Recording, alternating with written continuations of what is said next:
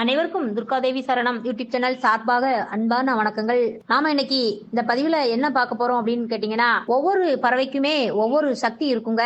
அதிலேயும் ஒரு சில பறவைகள் எல்லாம் மனிதனுக்கு வரும் ஆபத்தை முன்கூட்டியே உணர்த்தக்கூடிய ஆற்றல் இருக்கதாகவும் ஜோதிட சாஸ்திரமும் சகுன சாஸ்திரமே சொல்லுகிறதுங்க.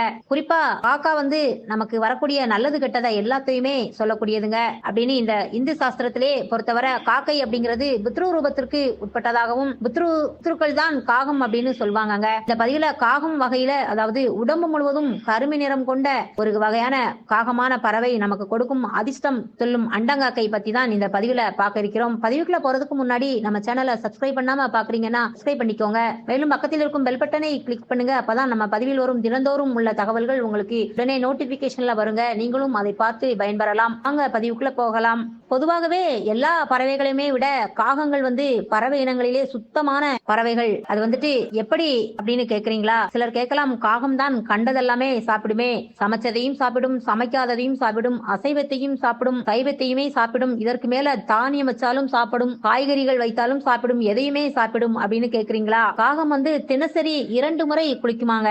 அது நம்ம எல்லோருக்குமே அதை நம்ம பார்த்திருக்கோம். அவ்வளவு சுத்தமானது என்று சொன்னால் அது காகம் தாங்க.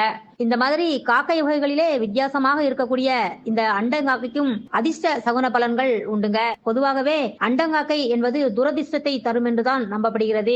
ஆனா உண்மையிலே அண்டங்காக்கை சொல்லும் அதிர்ஷ்ட பலன்கள் என்ன என்பதை பற்றி நாம முழுமையாக பார்த்து தெரிந்து கொள்ள போகிறோம். சகுன சாஸ்திரத்தின்படி அண்டங்காக்கை தலையில் தட்டினாலே கொத்தினாலோ பெரிய துன்பம் ஒன்று துரத்த போகிறது என்றுதான் அர்த்தங்க. ஆனா ஒரு நல்ல காரியத்திற்காக வெளியே கிளம்பும் போதும் திடீரென ஒரு அண்டங்காக்கை குறுக்கே பறந்தால் நாம செல்லக்கூடிய காரியம் என்பது வெற்றி அடையாது என்று சொல்வாங்க. அப்படி அண்டங்காக்கையை பத்தி அபசகுணமாகவே நிறைய விஷயங்கள் உள்ளன. ஆனாலும் சகுன சாஸ்திரத்தின்படி அண்டங்காக்கை அபசகுணம் என்றாலும் அது சுப சகுனமாகவும் பல சமயங்கள்ல நமக்கு வேலை செய்யுங்க. உங்களுடைய வீட்டின் அருகிலேயோ இல்ல காம்பவுண்ட் சுவரின் மேலேயோ அண்டங்காக்கை கரையாமலே காலையிலே நீங்கள் அதனை பார்க்க நேர்ந்தால் அன்றைய நாள் முழுவதுமே புதிதாக அதாவது நீங்கள் எதிர்பார்க்காத புதிய நபர்களோட சந்திக்க வேண்டிய சூழ்நிலை உருவாகுங்க. புதிய நபர்களும் நண்பர்களும் புதிய உறவுகளும் உங்களுக்கு கிடைப்பாங்க. அண்டங்காக்கை கரையாமலே ஒரே இடத்தில் அசையாமல் நின்று கொண்டிருப்பதை நீங்க அதிகாலையிலே பார்த்தா அது சுப சகுனமாக அமையும். இந்த நாள் முழுவதுமே உங்களுக்கு நல்ல விஷயங்கள் இருக்கும்படியாக அமையுங்க. இப்படி அண்டங்காக்கையானது உங்களோட தலையை சுற்றி மேலே வட்டம் அடித்தால் உங்களுக்கு அதிர்ஷ்டம் வரப்போகிறது என்றுதாங்க அர்த்தம். அப்படி சுற்றி வந்தால் வஸ்திரங்கள், நகை, ஆபரணங்கள், பணம், செல்வம் என்று ஏதாவது ஒன்று சேரப்போகிறது என்றுதாங்க அர்த்தம். அண்டங்காக்கை அவ்வளவு சுலபமாக எல்லோருடைய கண்களிலுமே தெரிவது கிடையாதுங்க.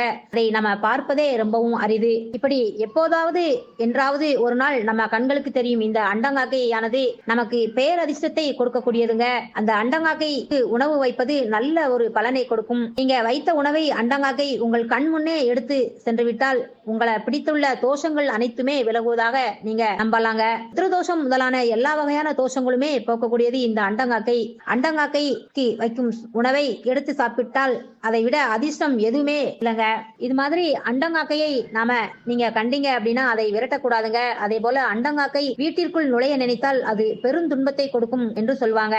இது மாதிரி கருவண்டு, அண்டங்காக்கை என்று அடர் கருப்பு நிறத்தில் இருக்கக்கூடிய பறவைகள், வண்டு இனங்கள் வீட்டிற்குள்ள வருவதும் நீங்க அனுமதிக்க கூடாதுங்க. மொட்டை மாடி பகுதிகளில் அண்டங்காக்கைக்கு உணவு வைத்து அதனை பழக்கப்படுத்திக் கொள்ளலாம். இந்த மாதிரி பறவைகளுக்கு நாம உணவு வைக்கும் போது, அதாவது காகமானது நம்ம தினமுமே உணவு வைக்கும் போது நம்மை கண்டு ஆரம்பத்துல அது பயப்படும் பறவைகள் என்றே சொல்லலாம். ஆனால் அது தினமுமே நம்ம வைக்கும் போது அது நம்மளுடன் பழகிக்கிடுங்க. மற்றபடி மற்ற ஜந்துக்களும் நாம அன்புடன் பழகும் போது அதுவும் நம்முடன் நேசத்துடன் பழகிடுங்க. தினமும் காக்கைகளுக்கு முடிந்த அளவிற்கு தண்ணீரும் தானியங்களுமே தானம் செய்யுங்க. அது ரொம்பவே நல்லதுங்க.